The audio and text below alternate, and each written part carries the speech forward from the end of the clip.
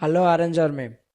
చెప్పినా కదా నేను, మనోళ్ళు టాస్ గెలిచినా ఓడిపోయినా కానీ మ్యాచ్ అయితే ఖచ్చితంగా గెలుస్తారని. ఫస్ట్ బ్యాటింగ్ చేసినా సెకండ్ బ్యాటింగ్ చేసినా ఎస్ఆర్హెచ్ గెలిచిద్ది అని చెప్పిన, అదే జరిగింది. Hello haters. 226 డిఫెండింగ్ అంటే ఎస్ఆర్హెచ్ బౌలింగ్ ఈజీగా కొట్టేస్తా అనుకున్నారు. కానీ పాపం అందరికీ ఎక్కడో కాలుతున్నట్టుంది బాగా. 65 రన్స్ తేడాతో మ్యాచ్ గెలిచేసరికి దెబ్బకి -2.9లో ఉన్న నెట్ రన్ రేటు +46లోకి వచ్చేసింది. ఇది చాలు మాకు. మరీ అంత 100కి 120కి 150కి ఆల్అవుట్ చేసేంత బౌలింగ్ అవసరం లేదు.